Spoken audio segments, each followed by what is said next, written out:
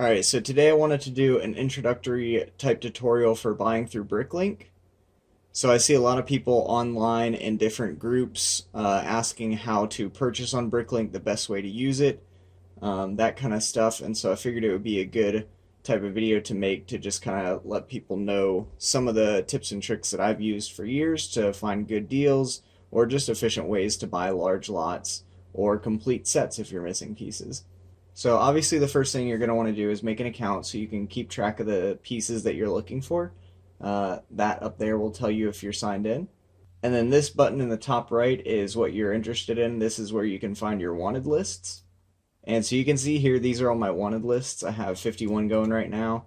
Now, not all of these I'm trying to actually complete.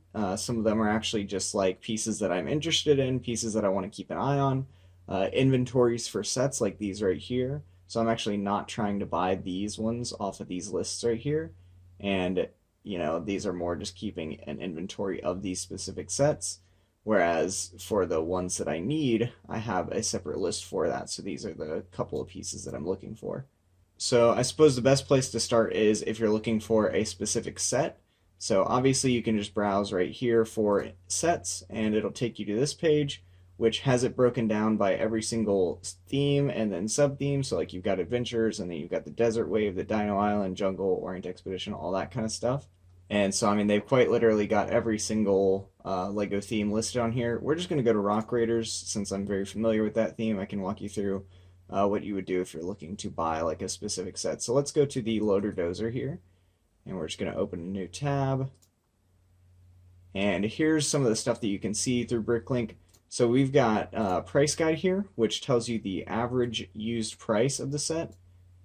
And that's what I use primarily for my videos when I'm talking about what the average price of a set is, because this is actually sold prices. Now you do have current items for sale, which is this right here. As you can see, the current listed average is $45, and that's because a lot of times people will be asking for more than the average sold price because they're looking to drive up the price, or they don't want to sell their sets for what the average price actually is. So don't go off of current items listed, because remember, somebody can ask whatever they want for a set. It doesn't mean that it's worth that, and it doesn't mean that it's going to sell for that much.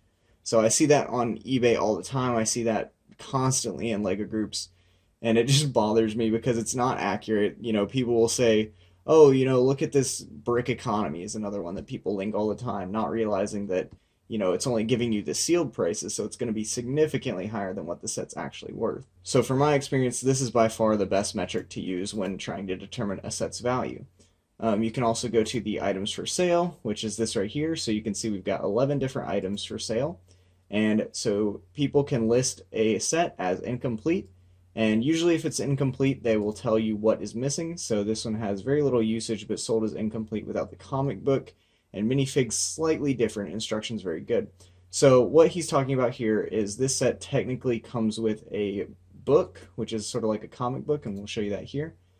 So that is that piece, gear, I guess it would be called.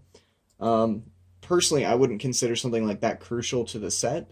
So if the set didn't include that, I would still consider that complete, in my opinion. This guy is being a good guy and noting that it is not included, and he's actually listing it a little bit below average because of that, which is a cool thing to see. Now he does say the minifig is slightly different. We can't really know what that means. So you could email him to ask him. Like you could click on the guy's account here. You can visit his store, so it shows right here, and you can contact him. So you can say, hey, I was looking at your listing for 4950 Loader Dozer, and it says the minifig's wrong. Can you tell me what is different? Maybe he'll send you a picture. You could ask for that. Just stuff like that. And another helpful thing is that it also shows you where they are located. So like this is in Canada. Obviously I'm based in the US, so I can know that it would be a little bit more expensive to get that across the border to me. So maybe that's not the best listing for me. Just because of my location. Maybe I want to go for this set since it's based in the US and it's only $3 more or $4 more. But maybe given shipping and import fees, that would actually end up being cheaper for me. This one does say missing a few parts, Rock Monster included. It includes original instruction books, book all parts and instructions in great condition. So again, he doesn't list what pieces are missing, but we could always ask him. So, it just depends on what you're looking for. Obviously, something like this Belgium one, while it is 100% complete based on his description, trying to ship something like that overseas would just be astronomical. So I wouldn't even try to buy this from overseas. I've pretty much tried to eliminate shopping from overseas completely on Bricklink. I used to do it all the time, and you used to be able to get really good deals.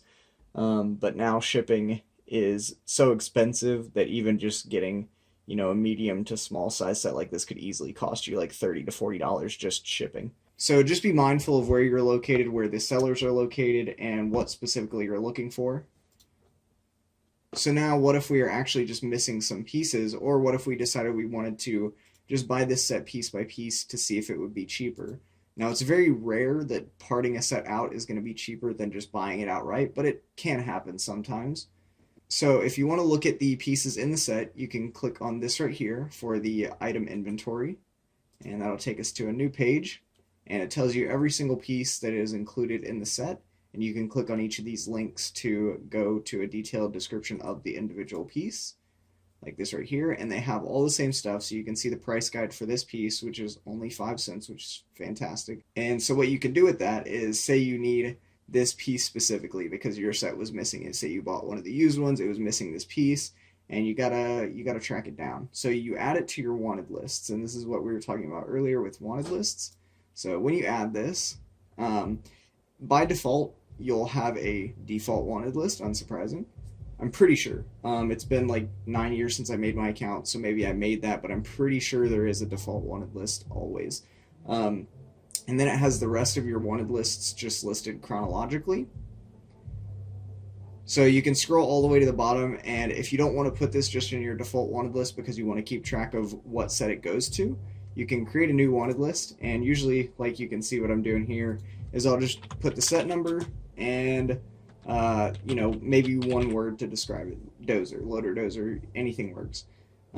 So that way I know that this is for the loader dozer. So I haven't added anything to the list yet, I've just created it. And now we can go back up to the top, and since the set only has one, the most I would need for the set is one. But you can obviously change that. You can also, and this is very important, is set the max price. Now we know that this piece is only worth 5 cents according to Bricklink. So I would likely set my max price to 0.1, 10 cents. And that way, when I use the auto finder or when I'm just searching through the Bricklink buyer, it doesn't try to give me stores that have this piece listed for $5. Some people will do that because they're like, oh, it's a rare printed piece, it's got to be worth, $5, when in actuality it's, 5 to 10 cents. So we can add that to our wanted list there, and it takes us back to the page we're on, and that tells us that it was successfully added. Now we can go to our wanted lists, and we see we have a new list here named 4950 Dozer. And we click on that, and it just has this one single piece with a max price of 10 cents. So now what if we want to buy this piece? It's pretty simple, I'm sure you can imagine. You just click buy all. And so it takes you to this buying page, and this is a page that you will be using a lot if you're trying to buy pieces through Bricklink, and so I think it's important to know how to navigate it. So this right here on the left shows you every single one of your parts wanted lists, and right now, as we can see when we scroll up and down, we've just got one selected because that's all we clicked. We clicked buy all for just that one wanted list, so it has this one selected. But what I find to be the much more effective way to navigate this is moving up to the top here and going over to wanted items. So that way we can keep tabs on what pieces are in each individual set, or each individual wanted list, excuse me. So let's see, we can go down the list here. Let me find one that I'm working on. So like the Rapid River Village for the Western line. We can expand that, and now it shows me every single piece that I'm still looking for in this wanted list. So if I want to add that to my search query, we can also click on that, and then it's going to say, hey, you changed some stuff, do you want to apply to search for all these pieces too? And you just click apply. So now it gives us a whole new list of stores because it's having to factor in for all these other 41 different lots. So not only is it looking for these pieces now, but remember, it's also looking for the original piece that we came in to look for. So we can just select this store here. And when you click select, you're not actually adding it to cart, you're not actually buying anything, you're just looking at what it's offering you. So when you click select, it'll tell you these are all the pieces that it has, or that this store specifically has, that match what is in the wanted lists that you have selected now. And what it will do by default is it will sort these stores by unique lots. And so that means by, hold on, let me give a better example of this. So moving over on the left side here, remember I said there were 41 parts or lots. So this is how many separate items it's looking for, but each of these items could come in different quantities. So like this piece right here, it tells me I need 2 of them. So it doesn't count that as like one of the 41. It counts both of those pieces as 1 out of the 41. Same thing with, this, I need 3 of those, 4 of these, on and on. So unique lots is how many different parts you actually need, and it doesn't care about quantity. You can sort it by quantity, and if you do item count, now it's sorting by quantity. I find this to be way less effective because when I'm looking at it like this, say I've got like a really common part in here. Let me see what would be the most common part. Probably like this brown modified brick. So you run into the chances of somebody having, say, I don't know, an absurd number of these, like 4,000 of this part in their store. And as you can see, he's only got 12 unique lots, which means out of the 9,300 parts that he has that matches my wanted list, I could guarantee you thousands of those are going to be one specific part. So let's move in here and check. Yeah, so he's got 1,584 of this brick. So because he has so many of just this one item, it puts his store way up close to the top, where it definitely should not be. I don't want to buy something from his store when he's only got 12 of the items I need just because he has 1,500 of this piece when I only need 8.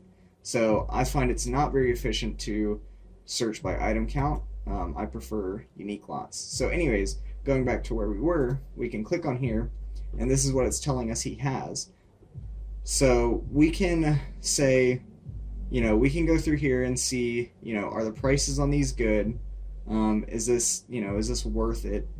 And these prices aren't great, but there's nothing in here. And what I usually look for is I'm looking for if they try to price something crazy. So obviously it gave us this piece here for 9 cents, and that's because we set the limit of 10 cents. So if a store has this piece listed for over 10 cents, it just won't show us that store. Bricklink will chop it out of the list and it won't even show up for us, which is great. So what I usually do when I'm scanning through these is I'm looking for any parts that maybe, because when I have a really long list like the Rapid River Village is, I don't want to go in and set 44 price limits for every single piece, or 41, sorry, every single piece, because that's just kind of a waste of time when it's more common pieces like these, 2x2 bricks that are only 13 cents.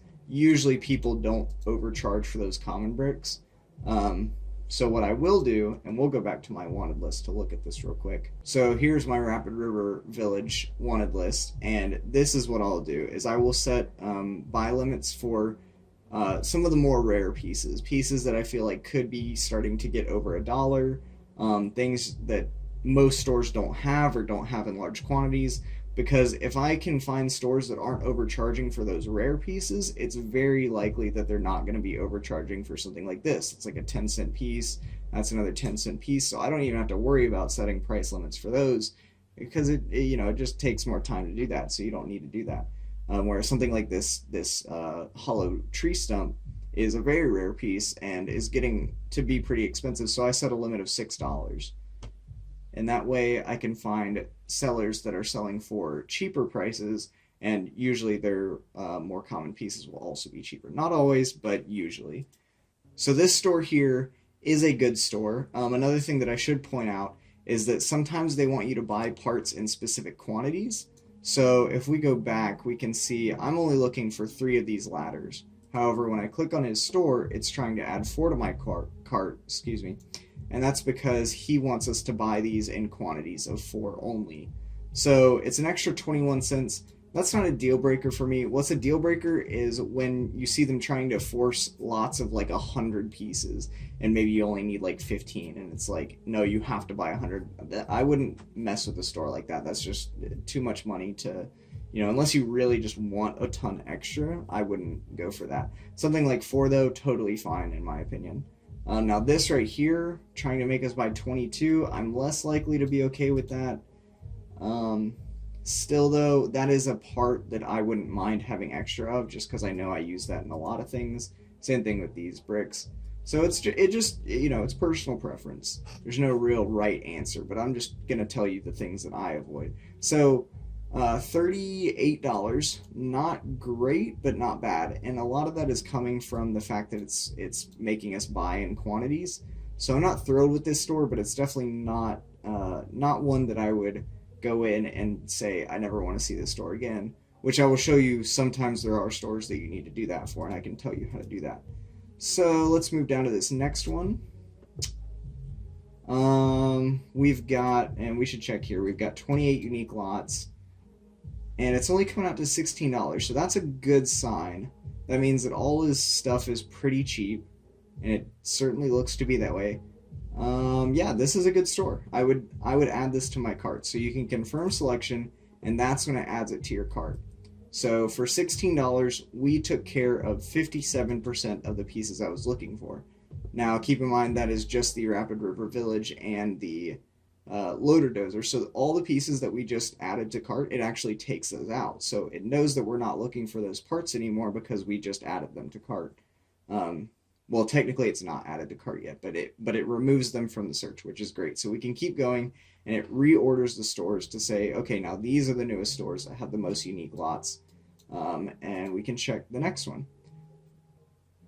So this one right here is also good. It's got some more of the rare parts like this horse, this saddle. Some of these accessories can be hard to find. These TP supports. So this is actually great too. I would add this to my cart. Unfortunately, I'm probably not going to find some of the stores that are really bad because I have put in the filters to filter out really expensive items.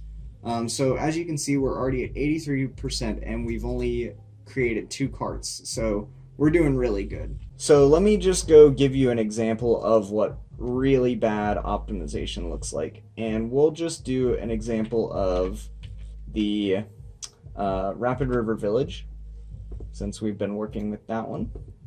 And we can part out, we're just going to part out the entire thing, just as an example. Like I said, this is almost never going to be a good idea if, what I'll do is if I have most of the pieces or a good chunk of the pieces, is it can sometimes be cheaper to just Bricklink the rest, to just buy the parts. But as you can see, this is a $165 set on average, and there's just no way that we're going to be able to part it out and get it anywhere close to that. I'm predicting probably about $215. But oh wait, this is actually something that I do need to show as well. To add an entire set to your wanted list, you can either just add the set as a whole, and that's only when it's looking for these listings here, or you can take all the parts and put them onto a wanted list. And so this is what you do. It takes you to this page where it's automatically adding the set number. It adds the minifigure separately. It adds the 313 parts. You can also part out the minifigures. Say you don't want to buy the whole minifigure at a time. You just want to buy like the head, the legs, the body, the hat, everything separately. You can do that. I don't recommend it, but you can.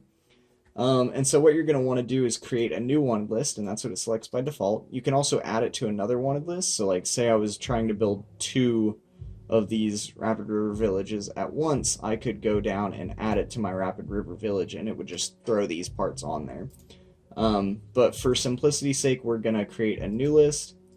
Again, we're going to name it and Rapid River Village, and we'll just name it example, since I want to distinguish it from my other list so that I don't get those confused and start going off of this list. And then we can submit it for edit. It's going to bring you to this next page where it wants you to confirm the parts, the quantity. It's just going to add exactly what was on the past, inventory page. So you really don't need to worry about this page. It's basically just saying, hey, are you sure this is everything you want to add?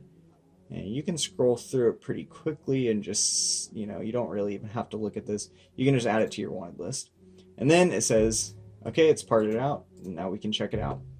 So let's go ahead and buy all. And as you can see, it's 122 items found. So 122 separate lots. And remember, it was telling us earlier, it's 313 parts and 7 minifigures. So there's a lot of repeated parts. And that's what I was saying earlier about, different part quantities don't change the lot quantities. So when we go to buy it all, and remember, we're back to this page, so it's just looking for that list because it cleared our search from earlier. But I could add it back in if I wanted to, but we're not gonna. Right now, I don't have, keep in mind, I didn't set any sort of price limits as I was going through this, so they are all, it's gonna just try to find us the fewest orders to place to get all these parts, and it's gonna be ugly. So let's hit select. Oh, yeah. So this is the kind of stuff that it'll do. It'll give you this base plate for $22. You can click on this, bring it up in a new tab. You can right click and open link a new tab, or you can just click with your middle mouse wheel and it'll open a new tab. And it'll take us to their page. Now we want to just look at the actual part, so you can click on this image and then click on the part number again. And now it takes you to the actual part page just for all of Bricklink, not for their store specifically. So we can see this is a $13 base plate, and so we definitely don't want to be spending $22 on just that part. That is way too expensive if you're trying to get this for a reasonable price. And you can also see total is $340, which is just crazy because it's probably not even going to finish the entire set. So let's confirm selection and see what it gives us. So 89%. So we are still missing 11% of the build, and we are missing some very expensive parts like these $6 tree stumps, these $3 boats, this $15 teepee cloth, this $8 teepee cloth, all the minifigures, which are anywhere between like $4 to $8 a piece. This is just horrible. This is terrible, terrible, terrible. So what I will do is I will go to this store and I will say, don't show me this store, Bricklink. Regardless of if I have, if I have price limit set or not, I don't want to deal with the store because its prices are ridiculous. So what you can do, you can go to the store, and once you're in this interface here or anywhere on their store, as long as it says, this banner where you're on their store, and I hate to call out this store specifically, but at the same time, their prices are terrible, so I don't really feel too bad about it. But you go to favorite stores and you bookmark this store, and you can dislike this store, and then you put in a comment of expensive parts, just so this is for your own record. They don't see any of this, they can't see your block list, so you don't have to worry about hurting their feelings. This is just saying for your own information, that it's a disliked store and the reason why you disliked it. Sometimes I'll dislike a store for having crazy shipping and handling, or hidden fees, or specific things that I just don't want to deal with the store. I want to take it out of my searches, so we'll bookmark this store. Now this is on my disliked stores list. So if we go back to this, this is another thing that I should show. We will remove it, and yeah, it's gone. So yeah, extra bricks. So that one's gone. It doesn't show up at the top anymore because I have disliked stores excluded. So whenever you dislike a store, it stops showing up on your searches. So now I don't have to deal with that store again. This one, same situation. $37 for that base plate, $15 for a regular tan base plate. That I just, I don't want to deal with this store. So I will do the same thing to this store. Bookmark this store, expensive parts, dislike, and there we go. So now I can just show you, since it's not in my cart, I can just refresh the page. There you go, it's gone. So this is an important thing as well. You can exclude, like I said, dislike stores. You can also exclude lots over max price. So that's what you want to do when you set the max price for your pieces, is that way it'll hide stores that, like we said, had that one printed piece for over 10 cents. It'll just hide them so that you don't see them. That's a good way to blanket hide a bunch of stores that are charging more than they should, so that you're not seeing those in your searches every time. Now, obviously, for this lot specifically, we don't have any max prices set, so it's not filtering anything out right now. But for my other lot, it was. And now you can also search for location. So I want just things shipping out of the USA, because right now, with shipping being so expensive overseas, like I said, that's your best bet. You're going to want to order domestically, probably. There are times where generally, parts coming from Europe, just the way it is with the distribution in the 80s and 90s being so much more prominent in Denmark back in the day, you'll find those older pieces in Europe for a lot cheaper. But then after shipping, you're probably paying about the same, sometimes even more, from just buying those parts in the US only. There are specific cases where parts are only available in reasonable prices from Europe, because, American sellers have a part and they're like, oh, this is a vintage part. It's, got to be worth $40, stuff like that. So it's very rare, but sometimes you will have to order from overseas for a part that you're looking for. You can change that, of course, to anywhere in the world, and this will just show you. And it's going to take a second because it's searching way more stores now. So now it's going to give us this store, and we can look at it. $240, still too much. I'm not going to keep going into the stores to do that just for now. Because normally these stores don't show up because I have max prices selected, so that's an easier way to do this. We're just going to keep going down until we find one that's not like crazy. So $45 for 92 unique lots. I'm perfectly okay with that. I really don't even have to look at it. I can just kind of gauge, the price for unique lots is in the range where we want it to be. And even the rare parts like this horse are not outrageous. They're not above $5, which is kind of what my limit would be for something like that. So we'll confirm the selection. And then this time we're actually going to add it to cart, and I can show you what that looks like for when you want to check out and actually purchase the bricks that you selected. So we'll create our carts, and it'll take you here. This page is helpful when you've created, like 10 carts at a time. Since we just have one, we can just go to their checkout, or we can just go to their store and our cart will be saved there. It also shows your carts up here, and as you can see, it just updated there. So we'll actually just go to our carts page, and we can see we have this one international. You can also have the domestic carts up here. So we're going to go to this international, and you can view the cart. I actually don't like this page because it doesn't give me their actual store page. So we're going to go back to cart. We are going to click on their store. And then from here, you can check out their cart from the store page. So it tells me here, order total, in Canadian is $58, and then it translates that immediately below that to US dollars, so only $45. And it does the same thing here where it shows you the price part, 0.05, so 5 cents in Canadian, which translates to roughly 4 cents American.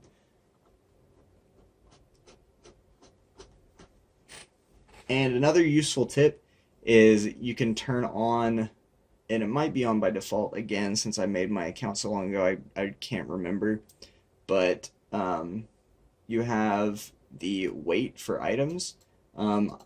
I will have to go look into how to turn that on if it's not turned on. So just let me know in the comments if that's not a default setting.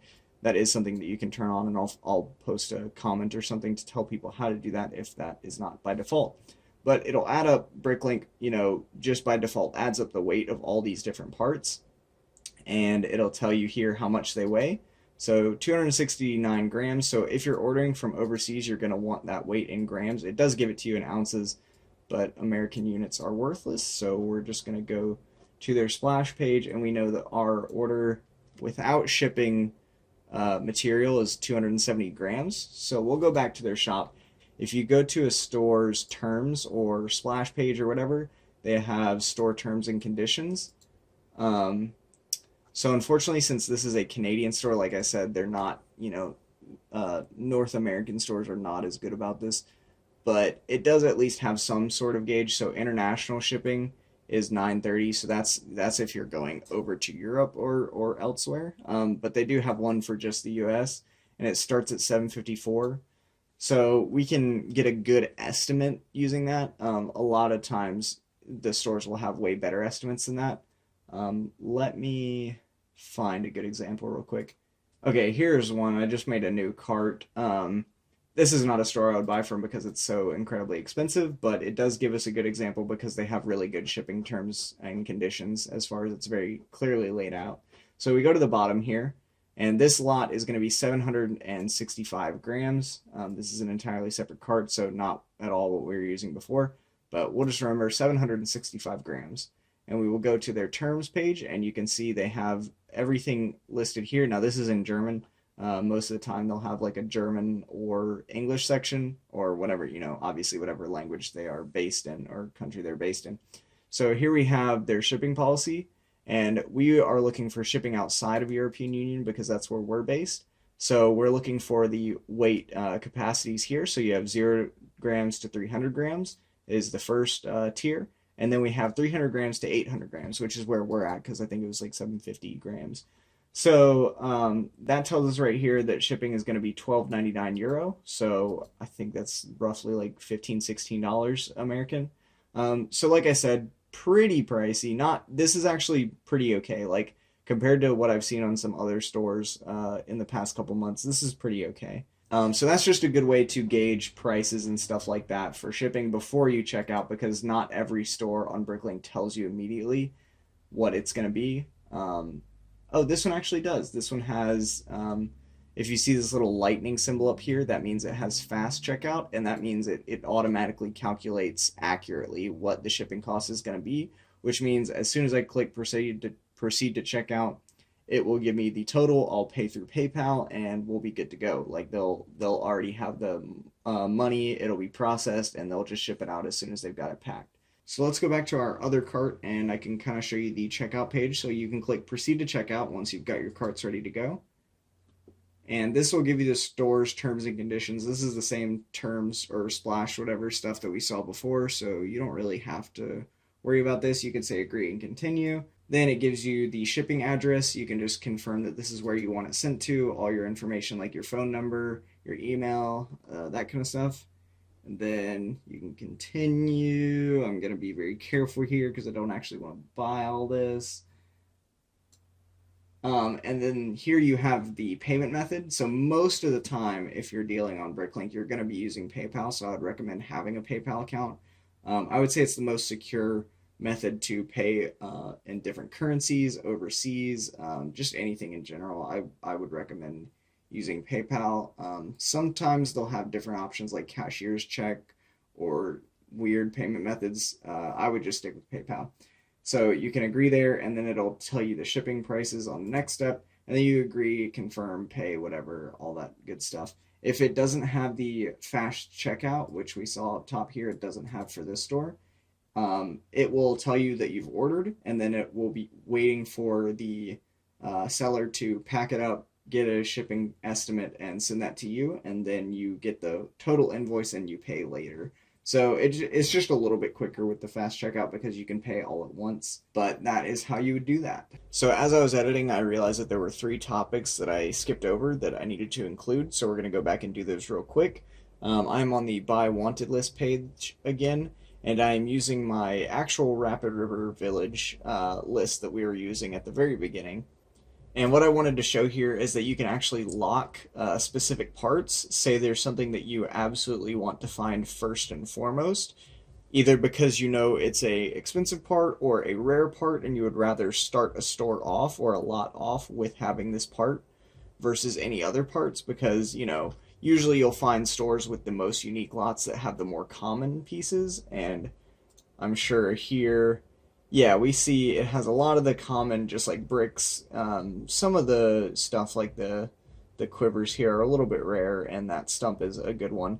But most of it's pretty common stuff. So say we wanted to find this TP first and foremost. You can click that little lock there, and then apply it, and it finds you the 3 stores. And these are the 3 stores, keep in mind, that have the TP for the price that I'm willing to pay. I don't remember what this one specifically was, if it's the $15 or the $8 TP, it's one of those two. So we can click here. It looks like this is I set a limit for probably $9. So it's giving me the 3 stores that have that specific TP cloth for less than $9. Now this one right here, also when you click on it, it'll give you the rest of the pieces. And so it does have that, and then it has a bunch of other pieces that I'm also looking for in the prices that I'm looking for. If this store has some of the parts that I'm looking for, but they're more expensive than I'm willing to pay based on my price limit, it will just cut those pieces out. It'll still show the store, which is good. So we can get a good number of pieces here for $16.58, and we knock out one of those very, very hard to find cloth pieces. As you can see, there are only 3 stores anywhere that have it for my price. In fact, if we cut down to the USA, which is what I normally do, this is the only store that has it for the price that I'm wanting to pay. So I would definitely go with that store. So that's just one thing. And then the other thing that I realized I didn't show is the auto select. I definitely should show you what this is, because this is one of the things that I'll use often, and it'll still apply all the filters that you had before. So it'll only search for USA, it'll exclude disliked stores, it'll exclude lots over max price. And the reason that you do things like the lots over max price and the location and excluding disliked stores is because it makes the auto select so much better. Like we saw before, going through manually and selecting them, you can see if it's gonna try to get you like a $250 store and just not add it to your cart. But the auto select won't care about that. It'll just fill it with whatever is most efficient. Definitely not the least expensive. So by adding all these filters and making very good filters like this, you can auto select, and it's just gonna do the work for us. And so as you can see here, it found 6 stores, and it got us the entire rest of the set for only $65. And as you can see up here, it is 100% selected. If it can't find a part, like say, that cloth teepee, there was only 1 store. Let's say that store didn't exist. And so there were no stores that had it in the US exclusively, that had it for the price range that I was looking for. Say it couldn't find that, it would tell you, hey, you've only got 104 out of the 105 pieces. I couldn't find that one. And then you'd go down to the wanted items, and it would still be listed inside here. It would say we couldn't find that piece for the price, so you'd have to go in, change some of your settings, either up the price or search for outside of the US, those kinds of things. So that's another important thing to be aware of. And then you can create all the carts right here, just like that. Puts them all into a cart. I have 6 carts, and then you can go to your cart, and it'll show you shipping and handling if it will add that up. So this is the only one that doesn't tell me the shipping because it doesn't have the fast checkout. Judging by all these other prices and the fact that it's domestic, it's probably going to be like $4 to $5. So we can assume that to finish this set off for me would be like $92, which is really not too bad. So the last thing I needed to show is the wanted completion percentage. As you can see, that's this bar right here. And something like this, see, it's at 82% complete. That means I have 82% of the pieces on the wanted list. And everything else is at 0%, and that's just because of the way I personally prefer to do it. So I guess we'll use the Rapid River Village for consistency. So we'll go to this wanted list, and we see that something like this 1x2 brick, I only need 1 of them. Let's say that I went out and I bought that piece and I have that piece now. You can click on here and edit this, and you can just say I have 1. So I need 1 and I have 1, so I don't need any more of that. Now if we go back, it shows this as 2% completion because we marked off 1 of those pieces as we have that piece now. The problem with that I have is when I go to a store, and I just picked the first store that I saw that had that piece in particular that we just checked off. So you can shop a store by wanted lists. So I go over here, I click on wanted list, and it has all my wanted lists automatically selected. And then it shows me every single piece in my wanted list that this store has, which is a great feature. So what I usually start with is I turn everything off, deselect all, and then I go piece by piece or list by list for the pieces that I'm looking for. So let's go to the Rapid River Village again. And so as you can see, it has this piece and it has 6 of them. The problem is I don't need any more of this piece. It tells me my wanted quantity is nothing, 0, because I have the one that I wanted. but it's still going to show me this piece in wanted lists, and I don't want that there. That, to me, that's more information to filter out that is just unnecessary. Whereas these pieces here on either side of it, I need 3 of that and I need 2 of this. But this one in the middle, it's a little deceptive because it's showing up, but I don't need any of them. So that's why when I'm working on a wanted list, instead of using the have and the wants like this, I will have the wants as the ones that I actually still need. And then if I have that part, or as soon as I get that part, I have, like a bag where I'm keeping all the pieces for this set. I will take this piece, I will throw it in the bag, I will click on that and say, I've got the one. I will just delete it from the list. And that way it goes down. So the list is still, where are we? It's 40 pieces, but it's still at 0%. Now, when we go back to this page, this same store, we click on our wanted lists, we deselect everything, and we add the Rapid River Village. Look at that. That piece is gone now. Now I know that any piece that is actually on this wanted list, I need. So I'm not having to sift through pieces that maybe I need or maybe I don't, and I have to read every single one for, do I have them all, do I not? It's just easier for me. And again, this is something that's personal preference. I just wanted to show you how I manage this. And this allows me to keep way better tabs on what pieces I actually need for the sets that I'm trying to bricklink.